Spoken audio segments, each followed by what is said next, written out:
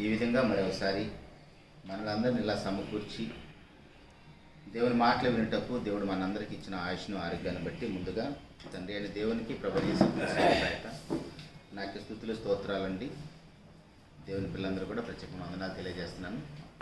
వాక్యం కోసం ఆల్రెడీ ప్రార్థన చేయబడింది కాబట్టి డైరెక్ట్గా మనం నేటికే దేవుడు సిద్ధం చేసిన వాక్య భాగంలోకి వెళ్దామండి. ప్రభునందు ప్రియమైన దేవుని వారలారా, గత కొన్ని వారాలుగా మనము మన యొక్క నాథుడు, మన రక్షకుడు ప్రభువైన యేసుక్రీస్తు వారి గురించి ఎన్నో విషయాలు మనము నేర్చుకుంటూ ధ్యానిస్తూ ఉన్నాము.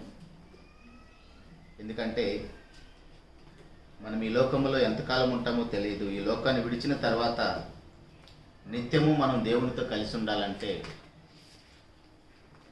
మనం శరీరంలో ఉన్నంత కాలము మన ప్రభువైన యేసుక్రీస్తు వారి గురించి వీలైనంత ఎక్కువగా మనము తెలుసుకుంటే, నేర్చుకుంటే, ఆయన యొద్ద మనము బ్రతికితే, ఆయనతో సహవాసం కలిగి ఉంటే ఖచ్చితంగా మనం పరలోకాన్ని సాధించడానికి అవకాశం ఉంటుంది. లోకంలోనే మనందరికీ తెలిసిన సామెత, 6 నెలలు సహవాసం చేస్తేనే వీళ్ళు వాళ్ళైపోతారంట. అంటే మంచి వాళ్ళతో సహవాసం చేస్తే మంచివాళ్ళు అవుతారు, చెడ్డవాళ్ళతో సహవాసం చేస్తే చెడ్డవాళ్ళు అవుతారని మనందరికీ తెలుసు. అందుకని మరి ముఖ్యంగా క్రైస్తవ పిల్లలు, దేవుని సంబంధులు సహవాస విషయంలో ఎప్పుడు కూడా దూరం అవ్వకూడదు. ఎక్కడ ఏ కార్యక్రమం దేవునికి సంబంధించింది ఏది జరుగుతున్నా, మనకి ఇన్విటేషన్ ఉన్నా లేకపోయినా ఆ విషయం మనకి తెలిస్తే ఖచ్చితంగా మనం అటెండ్ అవ్వాలి. ఎందుకంటే ఆ సహవాసం అనేది చాలా అత్యుత్తమైనది, అది చాలా విలువైనది. అక్కడ తండ్రి, కుమారు, పరిశుద్ధాత్మలు ఉంటారు. వారితో కలిసి ఉండటం కంటే గొప్ప భాగ్యం ఏమి లేదు కదా మనకి. సో కాబట్టి ఎట్టి పరిస్థితుల్లో కూడా మనము ఈ సహవాసాన్ని అనేది మనం మిస్ చేసుకోకూడదు. అయితే మనం లాస్ట్ టైం క్లాస్లో మాట్లాడుకున్నప్పుడు ప్రభువైన యేసుక్రీస్తు వారు ఎవరు అనే విషయాన్ని మనం నేర్చుకున్నాం ఒక 2-3 వారాల క్రితం. చాలా సందర్భాలు చూసాము. ఆయన భూలోకానికి వచ్చిన తర్వాత, లేదా అంతకంటే ముందు, ఆయన భూలోకానికి రాకముందే ధర్మశాస్త్రంలోను, ప్రవక్తల గ్రంథాల్లోను, కీర్తనలోను ప్రభువైన యేసుక్రీస్తు వారి గురించి ఏ లేఖనాలు అయితే రాయబడ్డాయో అవన్నీ నెరవేర్చడానికే ఆయన భూలోకానికి వచ్చాడని ఆయన శరీరంలో ప్రత్యక్షమైనప్పుడు చెప్పాడు. చూడండి అక్కడ ఎంత క్రమశిక్షణ కనపడుతుందో. ప్రభువారు భూలోకానికి రాకముందు, రక్తమాంసాల పాలువాడు కాకముందు, నీలా నాలా శరీరంలోకి రాకముందు, ఆయన భూలోకానికి వచ్చిన తర్వాత ఏ ఏ పనులు చెయ్యాలో ఆ పనులన్నీ చేయటానికి నాకు ఒక శరీరాన్ని అమర్చావని చెప్తున్నాడు. హెబ్రీయులకు రాసిన పత్రిక 10వ అధ్యాయము 5వ వచనంలో, హెబ్రీయులకు రాసిన పత్రిక 10వ అధ్యాయం 5వ వచనంలో, కాబట్టి ఆయన ఈ లోకమందు ప్రవేశించినప్పుడు ఇలాగూ చెప్పుచున్నాడు, బలియు అర్పణ నీవు కోరలేదు కానీ నాకు ఒక శరీరమును అమర్చితివి. ప్రభువైన యేసుక్రీస్తు వారికి శరీరం ఎందుకు అవసరమైంది? ప్రభువైన యేసుక్రీస్తు వారికి శరీరం ఎందుకు అవసరమైంది? ఇప్పుడు మనకు కూడా శరీరం ఉందో, మనకు కూడా తల్లి గర్భంలో మనకు అవయవ నిర్మాణాన్ని చేసింది దేవుడే. మనం ప్రతిసారి చూసే మాట 139వ కీర్తన 16వ వచనంలో, శరీరంలో తల్లి గర్భంలో మనకు అవయవాలు నిరూపించబడుతుండగా దేవుడు కలుగు చేస్తున్నప్పుడు, సృష్టిస్తున్నప్పుడు అవన్నీ కూడా తన గ్రంథంలో రాసుకొని లెక్కగట్టి మనకిచ్చాడు. అలాగనే ప్రభువైన యేసుక్రీస్తు వారికి కూడా మనకి ఎలాంటి అవయవాలు ఇచ్చాడో దేవుడు, అలాంటి అవయవాల్ని ప్రభువైన యేసుక్రీస్తు వారికి కూడా ఇచ్చాడు. ఇప్పుడు మనకున్న శరీరంతో మనమేం చేస్తున్నాము? మనలాంటి శరీరం కలిగిన ప్రభువైన యేసుక్రీస్తు వారు ఏం చేశాడు? ఆయనకి శరీరాన్ని ఇచ్చింది ఎందుకోసం అంటే, ధర్మశాస్త్రంలోను, ప్రవక్తల గ్రంథాల్లోను, కీర్తనలోను తన గురించి ఏదైతే రాయబడిందో ఆ ప్రతి లేఖనాన్ని నెరవేర్చడానికి వచ్చానన్నాడు. నెరవేర్చిన తర్వాత చెప్పిన మాట కూడా మనకు తెలుసు. 17వ అధ్యాయం యోహాను సువార్తలో ఆయన సిలువను ఎక్కడానికి ముందుగా చేసిన ఆ చివరి ప్రార్థనలో 4వ వచనం నుండి యోహాను సువార్త 17వ అధ్యాయము 4వ వచనంలో, చేయుటకు నీవు నాకిచ్చిన పనిని నేను సంపూర్ణంగా నెరవేర్చి భూమి మీద నిన్ను మహిమపరిచితిని. తండ్రి, లోకము పుట్టక మునుపు నీ యొద్ద నాకు ఏ మహిమ ఉండనో ఆ మహిమతో నన్ను ఇప్పుడు నీ యొద్ద మహిమపరచమంటున్నాడు.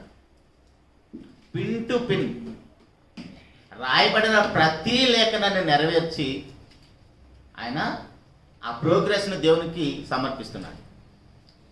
ఇప్పుడు ఎఫెసీయులకు రాసిన పత్రిక 2:10 చూడండి. ఎఫెసీయులకు రాసిన పత్రిక 2వ అధ్యాయం 10వ వచనంలో కూడా,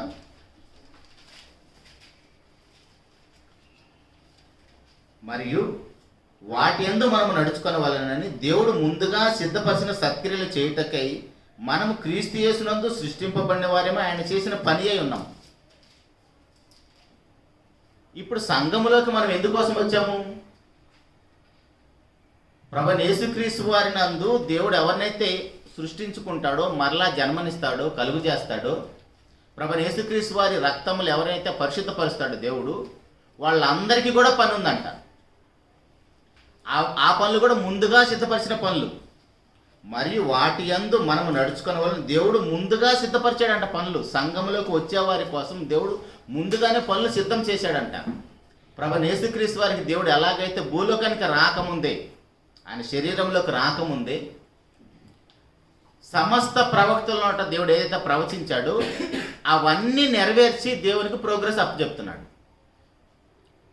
ఇప్పుడు మనకి కూడా సంఘంలోకి రాకముందు, వచ్చిన తర్వాత మనం ఏమేం పనులు చేయాలి అవన్నీ కూడా దేవుడు ముందుగానే సిద్ధపరిచాడు. వాటిని సత్క్రియలు అంటారు. ఒక మాటలో చెప్పాలంటే, మనల్ని మనం మన సొంత రక్షణ కాపాడుకోవటం, దానితో పాటు మరొక పాపిని రక్షించి పరలోకానికి చేర్చడానికి మనం ఎలా ప్రయాసపడాలో అలా ప్రయాసపడే సత్క్రియలు. దాంట్లో మనం ఏమైనా చేయొచ్చు. వాక్యం చెప్పొచ్చు, పాట పాడవచ్చు, సంఘంలో ఉన్న పరిచర్య చేయొచ్చు, లేదు ఏమీ చేయలేము, ధన సహాయం చేయొచ్చు, లేదు సేవకులతో సహకారులుగా వెళ్ళొచ్చు, ఏదైనా కావచ్చు. లేదు ఇదేమీ చేయలేను, నువ్వు ఎక్కడైతే ఉద్యోగం చేస్తున్నావో అక్కడ నిన్ను చూసి ఇంకొక మనిషి మారి, ఓహో దేవుని పిల్లంటే ఎలా ఉంటారని వాళ్ళు దేవుని సన్నిధికి రావచ్చు.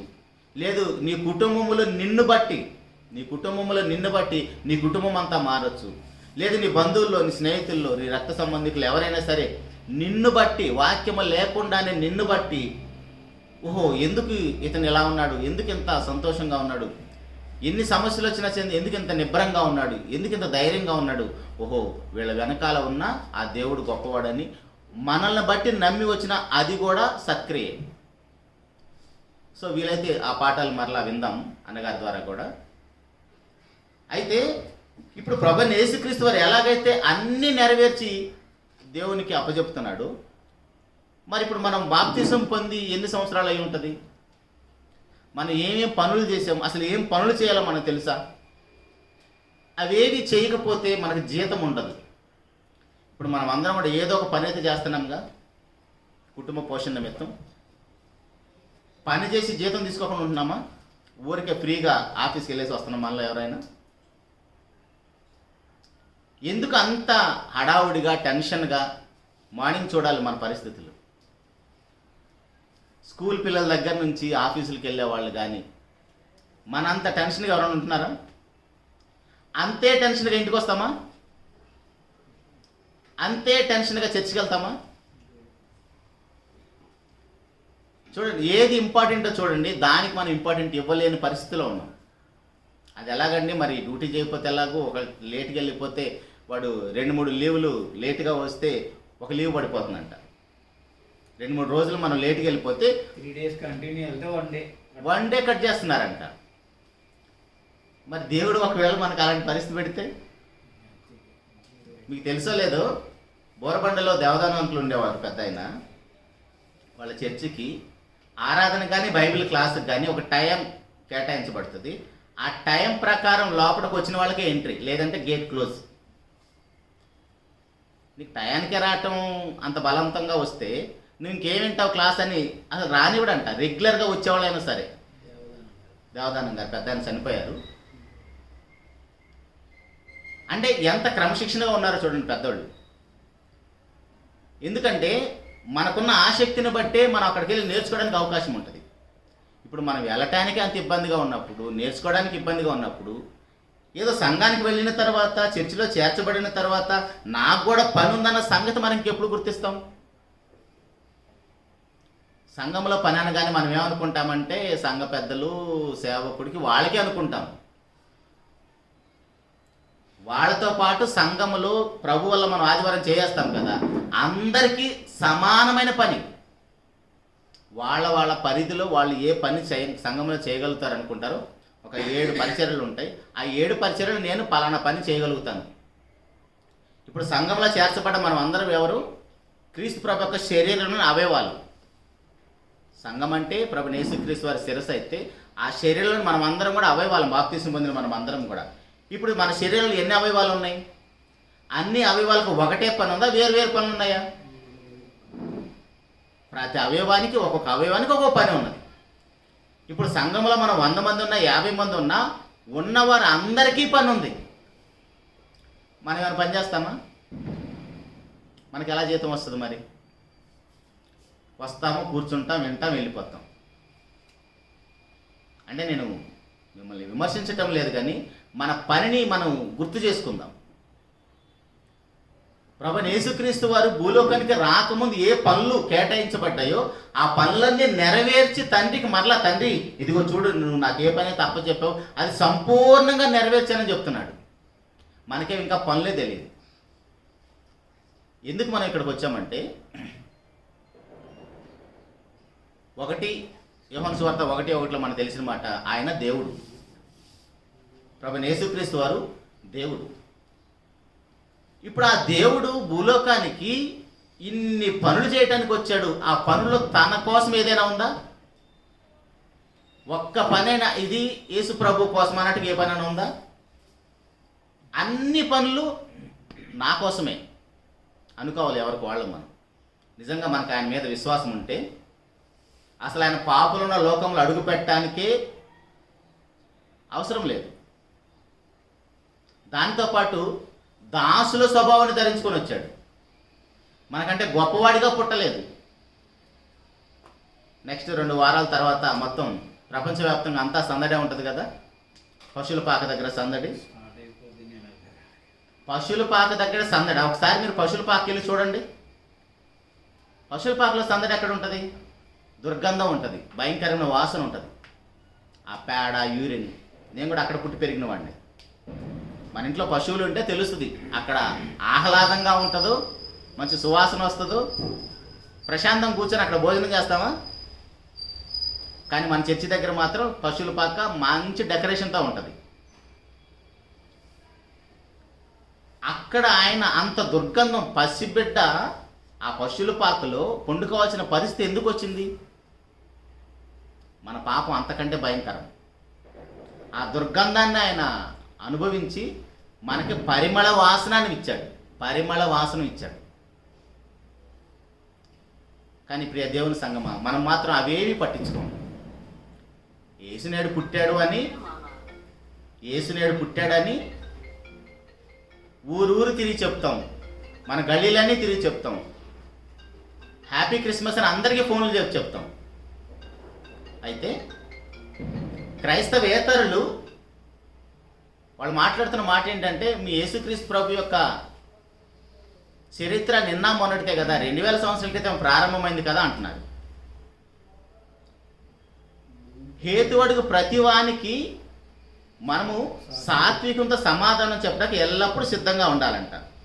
పేతురు గారు రాసిన మొదటి పత్రిక 3వ అధ్యాయము 15వ వచనంలో, పేతురు గారు రాసిన మొదటి పత్రిక 3వ అధ్యాయం 15వ వచనంలో,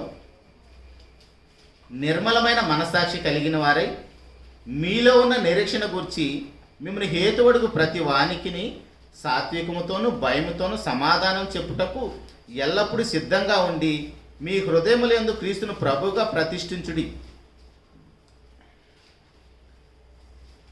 అసలు మన నిరీక్షణ ఏంటి? మన హృదయంలో యేసు ప్రభు వారికి అసలు స్థానం ఉందా? మన హృదయంలో ప్రభు వారికి సింహాసనం వేసి కూర్చోబెట్టాలంట.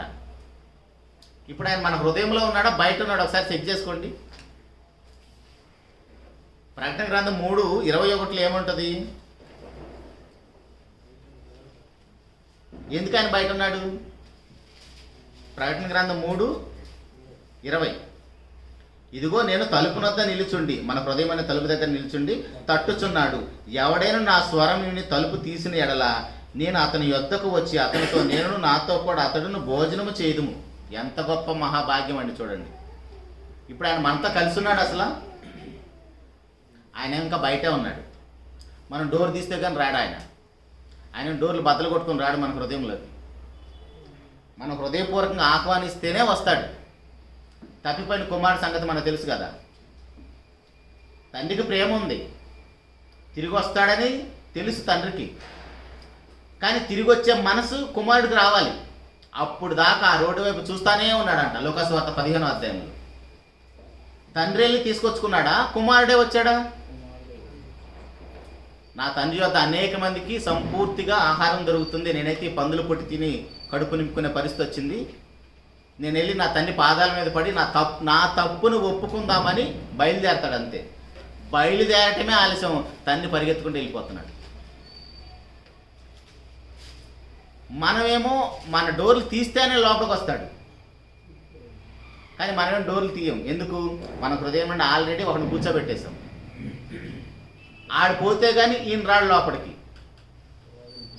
కాబట్టి ప్రియ దేవుని సంగమా, ఇక్కడ హేతువుడికి ప్రతి వానికి కూడా మన సాత్వికంతో సమాధానం చెప్పడానికి ఎల్లప్పుడూ సిద్ధంగా ఉండాలన్నప్పుడు, ఇప్పుడు సమాజంలో మనకు ఎదురవుతున్న ప్రశ్నలు ఏంటంటే, మీ యేసు ప్రభు యొక్క జీవితము నిన్న మొన్నటిది 2000 సంవత్సరాల క్రితమే ప్రారంభమైందన్నప్పుడు మన దగ్గర ఉన్న సమాధానం ఏముంది? దాన్ని కూడా సమాధానం ఎలా చెప్పాడంట? సాత్వికంతోనూ భయముతోనూ సమాధానం చెప్పడానికి ఎల్లప్పుడూ సిద్ధంగా ఉండాలి. ఆ సిద్ధపాటు మనకుందా? అది ఉండాలంటే ఫస్ట్ ఆయన గురించి మనం సంపూర్ణంగా ఎరిగిన వారమై ఉండాలి. ఇందాక మనం చదువుకున్న యోహాను సువార్త 17వ అధ్యాయంలోనే మనం 4, 5 వచనాలు చదివాం కదా. 3వ వచనం కూడా చూద్దాం. యోహాను సువార్త 17వ అధ్యాయంలో 4, 5 వచనాలు చదివాం కదా. ఒకసారి 3వ వచనం కూడా చూద్దాం. చూడండి.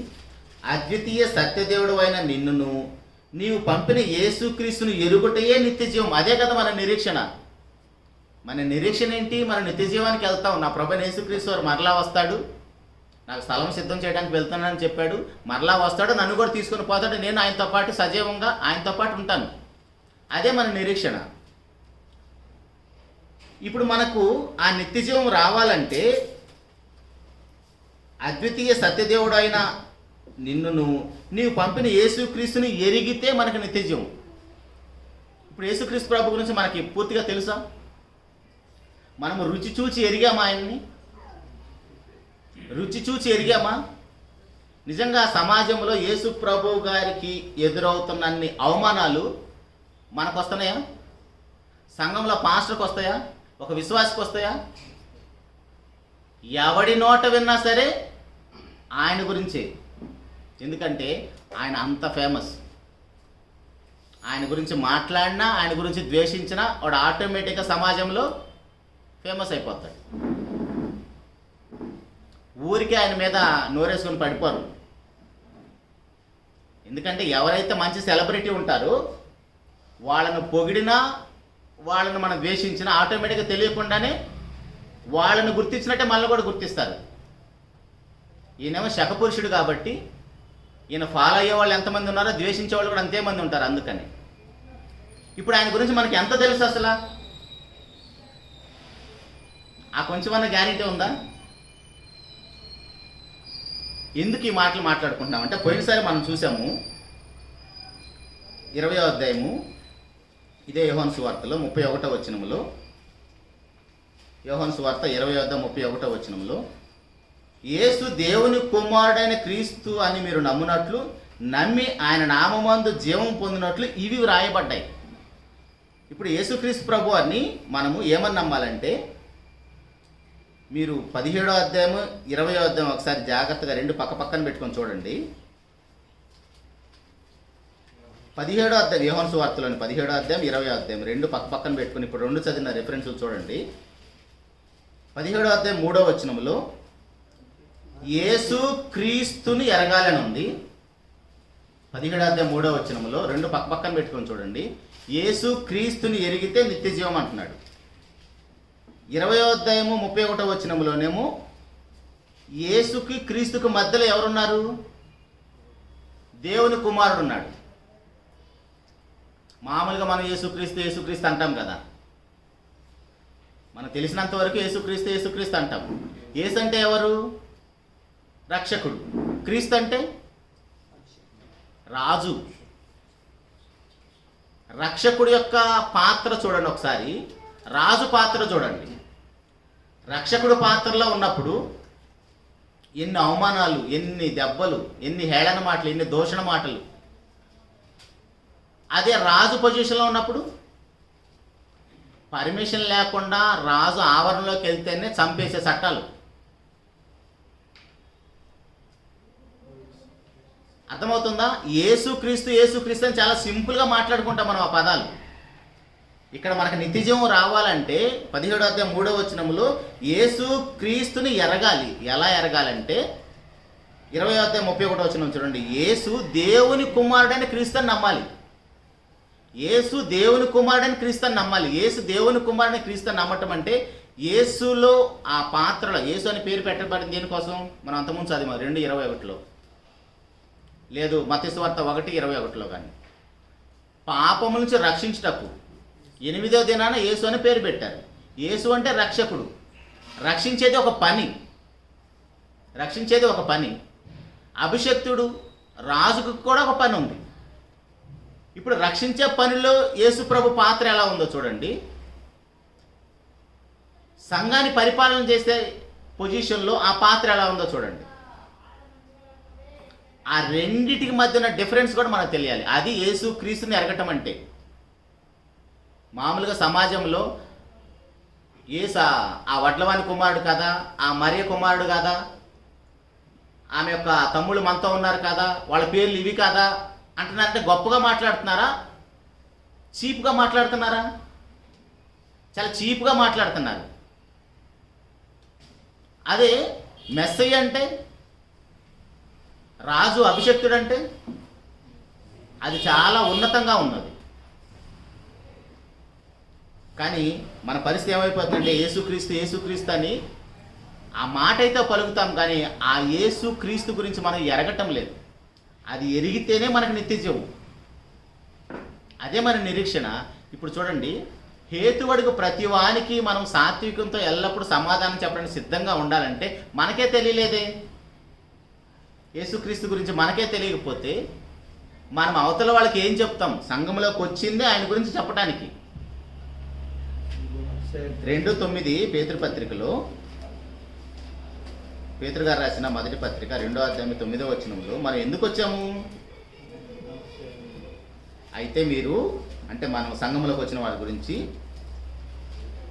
అయితే మీరు చీకటిలో నుండి ఆశ్చర్యకరమైన తన వెలుగులోనికి మిమ్ముల్ని పిలిచిన వాని గుణాతిశయములను ప్రచురం చేయ నిమిత్తం ఏర్పరచబడిన వంశమును, రాజులైన యాజక సమూహమును, పరిశుద్ధ జనమును, దేవుని సొత్తైన ప్రజలై ఉన్నారు.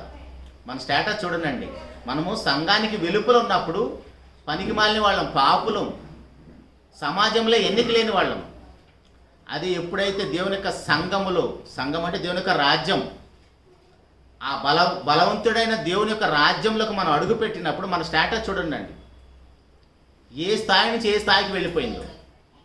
మనం అంతకుముందు మాట్లాడుకున్నప్పుడు కుమారుడు అన్న పాఠంలో 2వ భాగంలో మనం విన్నాం. ఏమనంటే, మనం దేవుని కుమారుడుమా అపవాది కుమారులమా దేని బట్టి చెప్తాము?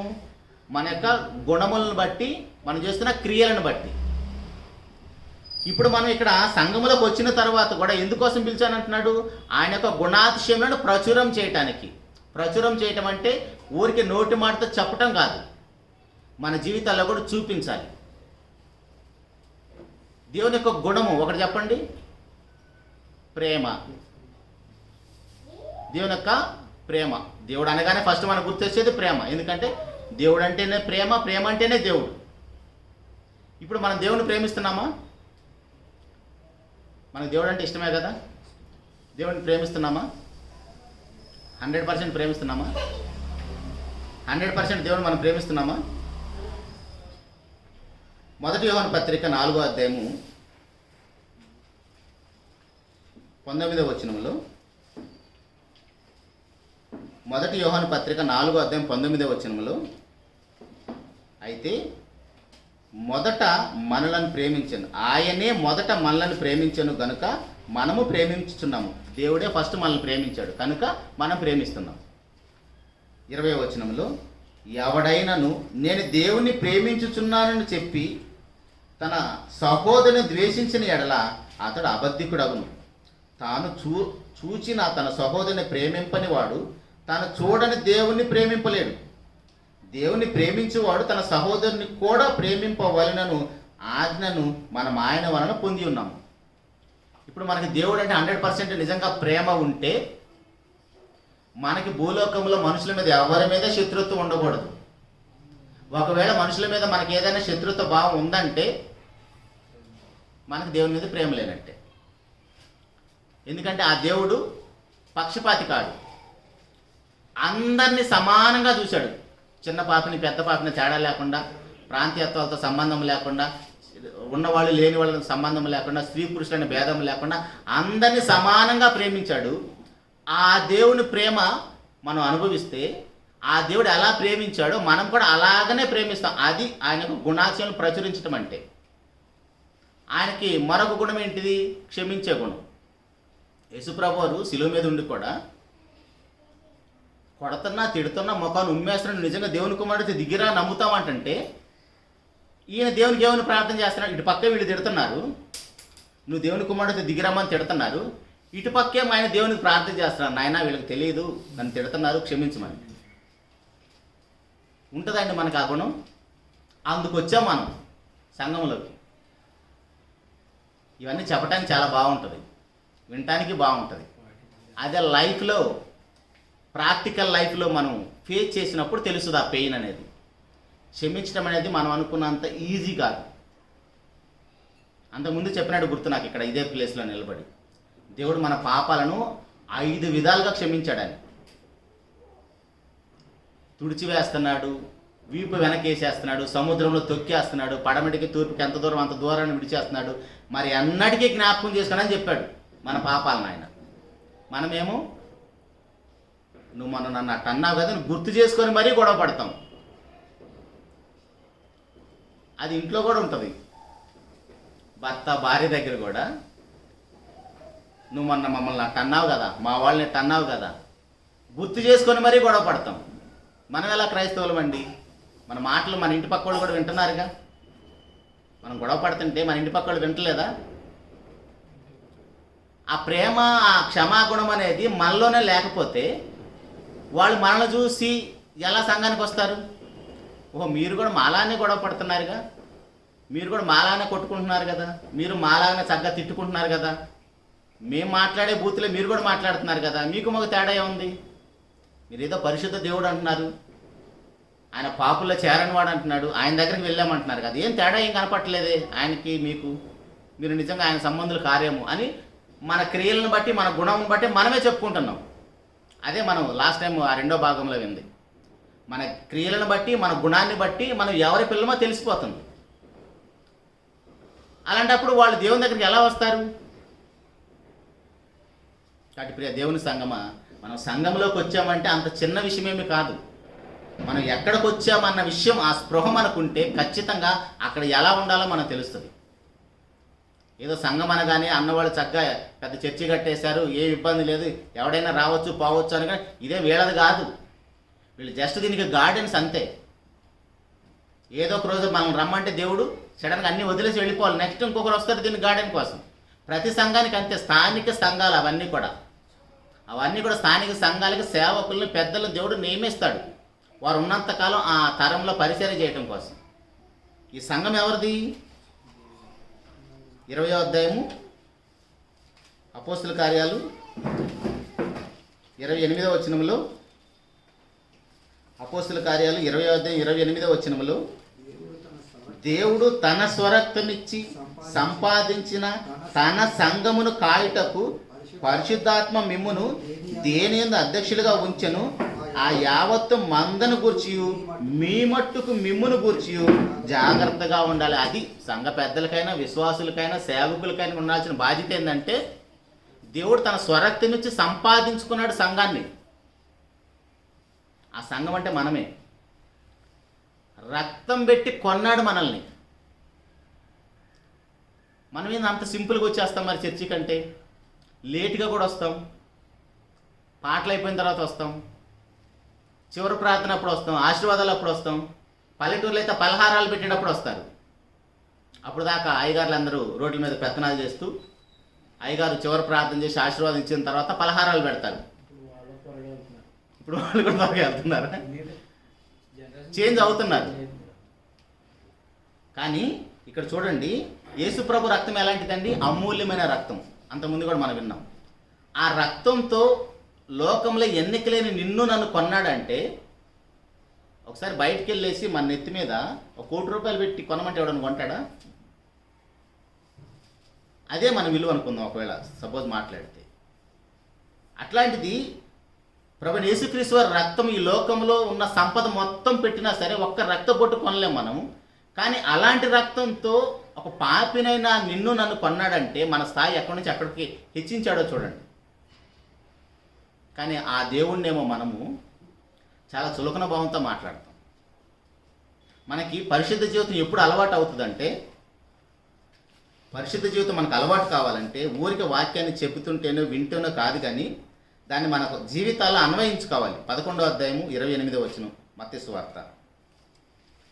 మత్తయి సువార్త 11వ అధ్యాయం 28వ వచనములో 29వ వచనం చదువుతాం డైరెక్ట్గా. 28 నుంచి కూడా చదువుతాం. మత్తయి సువార్త 11వ అధ్యాయం 28 నుంచి, ప్రయాసపడి భారం మోసుకొనుచున్న సమస్త జనులారా నా యొద్దకు రండి, నేను మీకు విశ్రాంతి కలుగజేతును. నేను సాత్వికుడును దీన మనసు గలవాడును గనుక మీ మీద నా కాడి ఎత్తుకొని నా యొద్ద నేర్చుకొనుడి, అప్పుడు మీ ప్రాణములకు విశ్రాంతి దొరుకును. ఏలయనగా నా కాడి సులువుగాను నా భారము తేలిగ్గాను ఉన్నది. ఇప్పుడు ప్రభువైన యేసుక్రీస్తు వారి యొద్దకు వచ్చి మనం ఏమి నేర్చుకోవాలి? వాక్యం ఒక్కటే నేర్చుకుని సరిపోతుందా? 29వ వచనంలో ఏమంటున్నాడు? నేను సాత్వికుడును దీన మనసు గలవాడను. మోషే గారు ఎలాంటి వాడండి? దేవుని ఇల్లంతట్లో మిక్కిలి సాత్వికుడు. 40 సంవత్సరాలు అప్పుడు సింహాసనం దగ్గర ఉన్నప్పుడు, ఫరో కోటలో ఉన్నప్పుడు కొడితే ఒక దెబ్బ చనిపోయాడు ఒక అతను. ఎంత కోపం ఉంటుందండి? దేని తీసుకొని కొట్టాడో తెలియదు, కానీ ఇశ్రాయేలును అవతల వాళ్ళు కొట్టుకుంటే వాళ్ళకి రక్షకుడుగా నేనున్నానని వెళ్ళి కొట్టి చంపేస్తాడు. అంత కోపం ఉన్న ఆయన ఇశ్రాయేలు జనాంగాన్ని ఎలా నడిపించగలుగుతాడు? అందుకని 40 సంవత్సరాలు ట్రైనింగ్కి వెళ్ళాడు. 40 సంవత్సరాల ట్రైనింగ్ సాత్వికం రావాలంటే. అప్పుడు 80 సంవత్సరాలు అప్పుడు వచ్చి ఇంకా 40 సంవత్సరాలు దేవుని సేవ చేశాడు. అప్పుడు నడిపించాడు కానానికి 80 సంవత్సరాల వయసులో. మన వయసులో ఇక్కడ ఎవరన్నా 80 సంవత్సరాల వాళ్ళు ఉన్నామా? ఈ మనిషికి కూడా లేవు. ఆయనకి ఇంకా 15 సంవత్సరాలు ఉంటాయి, కానీ 80 సంవత్సరాలకు రాడు. మనకి గ్యారంటీ లేదు అప్పుడు దాకా ఉంటామని. అప్పుడు వచ్చాడు ఆయన దేవుని పని చేయడానికి. మిక్కిలి సాత్వికుడు. మనమేమో ఆ సాత్వికం ఉండదు, దేని మనసు ఉండదు. మన జీవిత వాక్యం ఎవడండి వింటాడు? మనం చెబితే సేవకులు ఇదే ప్లేసులో నిలబడి ఆయా స్థానిక సంఘాల్లో, నేను మీకు ఇన్ని కొత్త కొత్త విషయాలు చెప్తున్నాను, ఇంత లోతైన మర్మాలు చెప్తున్నాను, మీరు ఎందుకు మారట్లేదంటే నీ బతుకు బాగాలేదు. నీ బ్రతుకు బాగుంటే నువ్వు చెప్తున్న వాక్యం వాళ్ళ హృదయాల్లోకి వెళ్తుంది. నువ్వు ఎంత లోతైన విషయాలు చెప్పినా, ఎన్ని మర్మాలు చెప్పినా, నీ ఎదుట ఉంటున్న విశ్వాసులు మారటం లేదు, వాళ్ళ మనసుల్లో మార్పు అనేది రావటం లేదంటే కారణం నువ్వే కనపడుతున్నావు, నీ జీవితమే కనపడుతుంది. ఓహో, ఇంత చెప్తున్నా ఈయనే ఇలా బ్రతుకుతున్నాడు కదా, మనం కూడా వింటూ మనకు నచ్చినట్టుగా మనం బ్రతకొచ్చు అనుకుంటున్నారు. మళ్ళీ కింద నుంచి మనకు వస్తున్న ఆన్సర్ ఏంటి? వాళ్ళలో కొంతమంది 2 గ్రూపులుగా డివైడ్ అయిపోయి, ఆ సేవకుడు ఎలా ఉంటే నీకెందుకు, మంచి వాక్యం చెప్తున్నాడు కదా, తీసుకోవచ్చు కదా అంటారు. మంచి ప్రశ్నేనా అది? హైదరాబాద్లో పుల్లారెడ్డి స్వీట్ చాలా ఫేమస్ కదా, ప్రపంచ దేశాలకు వెళ్తుంది కదా. నా చేతి నిండా గజ్జి కురుపులు రసం గారుతా ఉంది. ఆ కురుపులతోటి ఆ స్వీట్ తీసుకొచ్చి ఇస్తే మీరు ఏమైనా తీసుకుంటారా? స్వీట్ మంచిదే కదా, వాక్యం మంచిదే కదా, చెప్పేవాడు ఎలా ఉంటే ఏమైంది? స్వీట్ మంచిదే కదా, తీసుకోవచ్చు కదా. సో మన వాక్యం చెప్పి మనుషులు మారుద్దాం అనుకుంటూ ఆ వాక్యానికి పాపికి మధ్యలో మనమే దుర్గాలను కట్టేస్తున్నాం. వాళ్ళ హృదయంలోకి ఆ వాక్యం వెళ్లకుండా ఎవరైతే వాక్యాన్ని బోధిస్తున్నారో వాళ్ళు.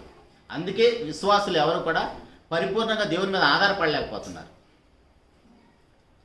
కాబట్టి ప్రియ దేవుని సంగమా, క్రైస్తవులుగా మనం దేవుని పిల్లలుగా ఆయన యొక్క గుణాశలను ప్రచురం చేయడానికి వచ్చాం. ఆ గుణాలు మన జీవితాల్లో చూపించాలి. వాక్యం చెప్పేవాళ్ళైనా వినేవాళ్ళైనా మనం వాక్యం ఇక్కడే చెప్తాం. బయటికి వెళ్ళి వాక్యం చెప్తామా? మన జీవితంలో చూపించాలి. అది అప్పుడు మనుషులు మారుతారు. అవన్నీ కూడా మన ప్రభువైన యేసుక్రీస్తు వారు చేశాడు. మనం లాస్ట్ టైం ఏమేమి చూసామో ఒకసారి వాటిని చూసుకొని ముగించుకుందాం. ఆయన శరీరంలోకి వచ్చినప్పుడు ఎన్ని పనుల నిమిత్తం వచ్చాడో కొన్ని పనులు చూసాం. ఆయన లాస్ట్ టైము మనం మాట్లాడుకునే ఒకసారి జ్ఞాపకం చేస్తాను, చదువుతాను. ఆయన మన పాపం నుంచి రక్షించడానికి ఆయన యేసు అని పిలువబడ్డాడు. మనకు తోడుగా ఉండటానికి ఇమ్మానుయేల్ అని పిలువబడ్డాడు. మనల్ని పరిపాలన చేయడానికి అభిషక్తుడు క్రీస్తుగా పిలువబడ్డాడు. మొదటి ఆదాము ద్వారా పాపం భూలోకంలోకి వస్తే కడపటి ఆదాము ద్వారా ఆయనలోంచి పరిష్కారం మనకు వచ్చింది. ఆయన వధింపబడిన గొర్రెపిల్లని విన్నాం. ఆయన గొర్రెలకు మంచి కాపరని విన్నాం. ఆయనే సంఘానికి ముఖ్యమైన మూలరాయి అని విన్నాం. ఆయనే సంఘానికి శిరస్సు అని విన్నాము. ఆయనే ద్వారం అని విన్నాము. ఆయనే మార్గం అని విన్నాము. ఆయనే జీవం అని విన్నాము. ఆయనే జీవాహారం అని విన్నాము. ఆయనే వేరు, ఆయనే చిగురని విన్నాము. ఆయనే పస్కా పశువు అని విన్నాము. ఆయనే యోధాగోత్రపు సింహాన్ని విన్నాము. ఇవన్నీ కూడా ఆయన కోసమా మన కోసమా? చూడండి ఎన్ని పనులు చేశాడో చూడండి. ఇన్ని పనులు మన అమ్మా నాన్న కూడా చేసి ఉండరు మన కోసం. ఏ ప్రభుత్వాలు కూడా మన కోసం ఇన్ని పనులు చేసి ఉండరు. ఆయన పరిచారకుడు, ఆయనే దాసుడు, ఆయనే రాజు, ఆయన పునాది, ఆయన సంఘాన్ని నిర్మిస్తున్నాడు. ఆయన ధనవంతుడై ఉండి మన కోసం దరిద్రుడిగా భూలోకానికి వచ్చాడు. ఆయన పేదవాడిగా పుట్టాడు. ఆయన అబ్రహాము సంతానంగా పుట్టాడు. దావీదు గారికి సంతానంగా పుట్టాడు. మరియమ్మ తల్లికి కుమారుడుగా పిలువబడ్డాడు. యేసోబు గారికి కుమారుడుగా పిలువబడ్డాడు. మనిషి కుమారుడు అనబడ్డాడు. వడ్లవాణి కుమారుడు అనబడ్డాడు. ఇన్ని చేసింది దేనికోసం చూడండి. ఇవన్నీ కూడా ముందు ఆయన భూలోకానికి రాకముందు ఆయన కోసం సిద్ధపరచబడిన పనులు. ఇవన్నీ నెరవేర్చాడు. మనం కొన్నే విన్నాం. ఆయన ఇంకా నిబంధన దూత, ఆయనే ప్రకాశమానమైన వేకు చుక్క, ఆయన ఆదరణకర్త, ఆయన ఉత్తరవాది, ఆయనే మధ్యవర్తి, ఆయన నమ్మకమైన వాడు, ఆయనే సత్యసాక్షి, ఆయనే నమ్మకమైన సాక్షి, ఆయనే సత్యవంతుడు, ఆయనే ఉన్నవాడు. వాళ్ళందరూ కూడా ఉన్నవాడంటే ఆయన్ని చంపడానికి రాళ్ళు ఎత్తుకున్నారు. నేను అబ్రహాం పుట్టకముందే నేను ఉన్నానంటే ఏంటి, నీకు గట్టిగా 50 సంవత్సరాలు కూడా లేవు, నువ్వు అబ్రహాం కంటే ముందున్నావని ఆయన్ని చంపడానికి రాళ్ళు తీసుకున్నారంట. అంటే అప్పుడున్న వాళ్ళని ఇప్పుడున్న వాళ్ళని యేసుప్రభుని ఎలా అర్థం చేసుకుంటున్నారో చూడండి. ఆయన రాజులకు రాజు, ప్రభులకు ప్రభు, నీతి సూర్యుడు, ప్రధాన కాపరి, సత్యము, ఆలోచనకర్త, లోకానికి వెలుగు, సమాధానకర్తకు అధిపతి, మన రక్షణకర్త, నిత్య రక్షణకు కారకుడు, ఆయన గొప్ప ప్రధాన యాజకుడు. ఇప్పుడు ప్రధాన యాజకుడు అంటే మధ్యవర్తి కదండి. దేవునికి మనుషులకు మధ్యవర్తిత్వం చేయాలంటే ఇప్పుడు ఇద్దరు మనుషుల మధ్య గొడవైందండి. ఆలోచించేయండి ఒకసారి. ఇద్దరు మనుషుల మధ్య గొడవైంది. ఇద్దరిని సమాధానపరిచేవాడే మధ్యవర్తిగా వెళ్ళగలుగుతాడు. ఇప్పుడు మనిషికి దేవునికి మధ్య శత్రుత్వం ఉంది, పాపం. మనిషికి దేవునికి మధ్య శత్రుత్వం పాపం. ఇప్పుడు సంధి చేయడానికి ప్రభువైన యేసుక్రీస్తు వారు వచ్చాడు. ఇప్పుడు దేవుడికి చెప్పాలంటే ఒక నరుడేలు చెప్పగలడా? ఆలోచించండి ఒకసారి. ఆయన మనకు మధ్యవర్తి అంటే ఇట్టి ప్రధాన యాజకుడు మనకు సరిపోయిన వాడు అంటే మనం హెబ్రీయులకు రాసిన పత్రిక 7వ అధ్యాయం 26వ వచనంలో చదువుతాం. ఇట్టి ప్రధాన యాజకుడు మనకు సరిపోయిన వాడు అని చూస్తాం కదా. ఆయన దేవుడి స్థానంలో నిలబడి దేవుడికి చెప్పగలడు. మనిషి స్థానంలో నిలబడి పాపం చేయకుండా బ్రతకొచ్చని నిరూపించగలడు. అందుకు ఆయన మనకి ప్రధాన యాజకుడు. ఊరికే మధ్యవర్తిత్వం కాలేదు ఆయన. మనం మనుషుల్లాగా మధ్యవర్తిత్వం చేస్తాం, ఒకరి పక్షాన నిలబడతాం. అలాంటి ప్రధాన యాజకుడు కాదు ఈయన, అలాంటి మధ్యవర్తి కాదు ఈయన. దేవుని స్థానంలో నిలబడి దేవుడిగా క్షమించగలడు, ప్రేమ చూపించగలడు.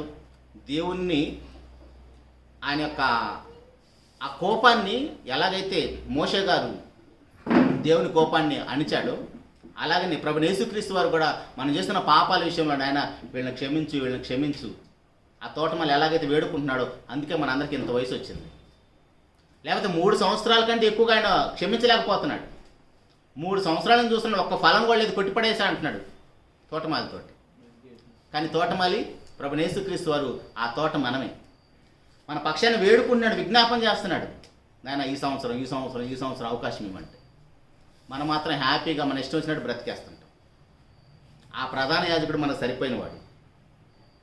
గొప్ప ప్రధాన యాజకుడు, మహిమా స్వరూపియగు ప్రభు, విశ్వాసమునకు కర్త. హెబ్రీయులకు రాసిన పత్రిక 12:1 మనం చూస్తాం కదా. ఆ విశ్వాసం మనకు రావాలంటే ఆయన దేవుని స్థానాన్ని విడిచి భూలోకానికి ఎలా వచ్చాడు, ఎందుకు వచ్చాడు, ఇవన్నీ మనకు తెలుసుంటే అప్పుడు ఆయన మీద మనకు సంపూర్ణంగా విశ్వాసం వస్తుంది.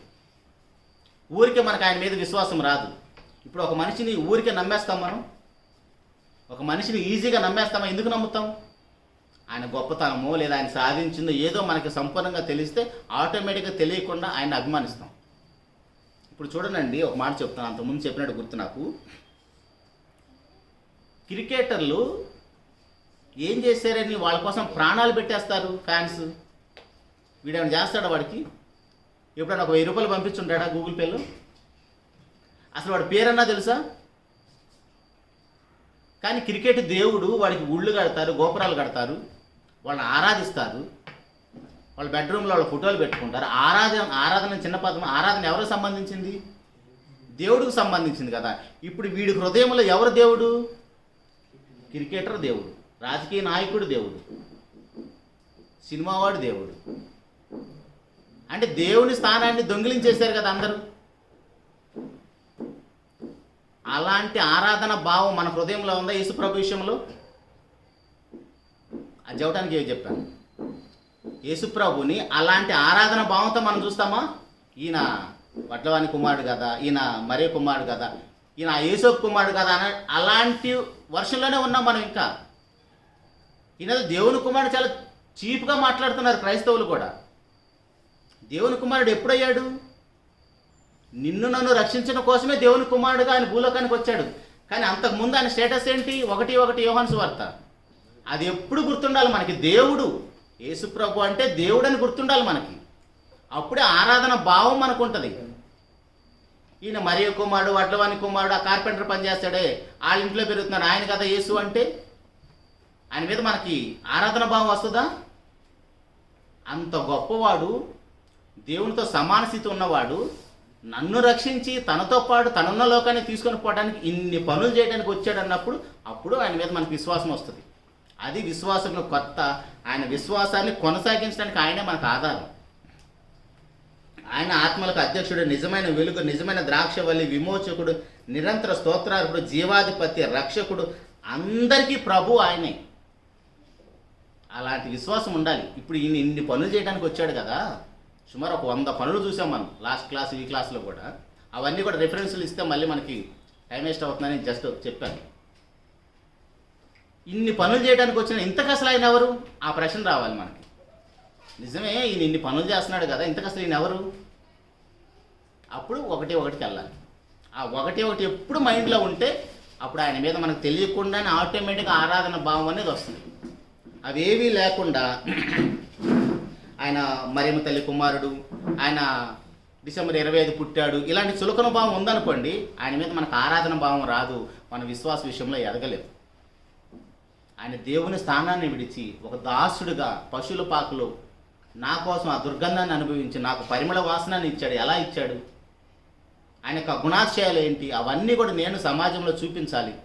కొడుతున్నా తిడుతున్నా ముఖాన్ని ఉమ్మేస్తున్నా సరే ఆ ప్రేమించే గుణం ఏంటి? ఆ క్షమాగుణం ఏంటి? ఆయన ఎందుకు అంతగా ఓర్చుకున్నాడు? 40 రోజులు ఉపవాసం ఉన్నా సరే అపవాదం వచ్చేసి నువ్వు దేవుని కుమారుడు కదా, రాళ్ళని రొట్టెలు చేసుకొని తినమంటే చేసుకోలేడా? కానీ మన ప్రధాన యాజకుడు ఎలాంటి వాడంటే ఇద్దరికి మధ్యవర్తం చేయడానికి ఆ చివరి క్షణం వరకు కూడా నువ్వు ఓర్చుకోవచ్చు. నువ్వు పడిపోవాల్సిన అవసరం లేదు. అపవాది ఎంత శోధన పెట్టినా, శరీరం నిన్ను ఎంత నీ మీద డామినేట్ చేసినా నీ శరీరాన్ని నువ్వు జయించవచ్చు అని చూపించే ప్రయత్నం అది. మనకు మాదిరి అంటే అది. మనమేమో ఆయన యేసయ్య గారు అమ్ముకుంటాడు కదా, జ్యేష్ఠత్వాన్ని అమ్మేసుకున్నాడు. ఆయన ఒకసారి అమ్ముకున్నాడు. మన క్యారెక్టర్ మనం ఎన్నిసార్లు అమ్మేసుకుని ఉంటామండి? కానీ ఈ ప్రధాన యాజకుడు ఎలాంటి వాడంటే నువ్వు చివరి క్షణం వరకు కూడా నువ్వు నీ క్యారెక్టర్ని అమ్మేసుకోవాల్సిన అవసరం లేదు, నన్ను చూడు అంటున్నాడు. అది ఆయన. అప్పుడే మనకు ఆయన మీద సంపూర్ణమైన విశ్వాసం వస్తుంది. మనకు చిన్న ఇబ్బంది వచ్చినా, ఏదన్నా కష్టం వచ్చినా మనం ప్రభు వైపు చూడకుండా ప్రభుత్వాల వైపు, మనుషుల వైపు చూస్తే మనకు ఆయన మీద ఆరాధన భావం అనేది కలగదు. మొట్టమొదటిగా ఆయన దగ్గరికి వెళ్ళేసి ఆయన పాదాల మీద పడితే పరిష్కారం ఆయనే చూపిస్తాడు. అటు ప్రియ దేవుని సంఘం, అలాంటి కృప తండ్రి అయిన దేవుడు మనందరికీ అనుగ్రహించాలని, ప్రభువైన యేసుక్రీస్తు వారి విషయంలో లోకస్తులు మాట్లాడుకున్నట్టుగా మనం మాట్లాడకుండా సంపూర్ణంగా ఆయన గురించి మనం తెలుసుకొని మన ఈ లోకంలో బ్రతికినంతకాలం ఆయన గుణాశలను లోకంలో ప్రకటించేవారిగా, కేవలం నోటి మాటతో చెప్పేవాడుగా కాకుండా మన జీవితాల్లో కూడా చూపించేవారిగా ఉండాలని మనస్ఫూర్తిగా కోరుకుంటూ ఈ మాటలు ముగిస్తున్నానండి. చిన్న మాట ప్రార్థన చేసుకుందాం. మహోన్నతుడా, జీవం కలిగిన మా నాయన, స్తోత్రం తండ్రి. ఇంతవరకు మమ్మల్ని అందరినీ ప్రేమించి మీ కృపలో భద్రపరిచి కొన్ని విలువైన మాటలతోనైనా మమ్మల్ని అందరినీ హెచ్చరించి బలపరిచేవారిని బట్టి స్తోత్రం తండ్రి. మా ప్రభువైన యేసుక్రీస్తు వారు భూలోకానికి వచ్చిన నాటి నుంచి నేటికి కూడా తండ్రి ఎంత చులకన భావం, క్రైస్తవులకి క్రైస్తవేతరులకు కూడా అలాంటి చులకన భావమే తండ్రి. ఆ కోవలకు మేము వెళ్ళిపోకుండా, ఆ జాబితాలకు మేము వెళ్ళిపోకుండా ఆయన దేవుని స్థానాన్ని విడిచి నన్ను రక్షించడం కోసం మాత్రమే భూలోకానికి వచ్చాడని, ఇన్ని శ్రమలు, ఈ అవమానాలు నా కోసమే అనుభవించాడని, నా స్థానంలో మరణించాడని ఆ కృతజ్ఞత భావం, ఆ ఆరాధన భావం ఎల్లప్పుడూ మా హృదయంలో ఉంచుకొని ఆయన పాదాల మీద పడి ఆయన కాచిన రక్తంతో మేము ఎల్లప్పుడూ తండ్రి పరిశుద్ధులుగా బ్రతుకుటకు కృపను అనుగ్రహించిన ఆయన.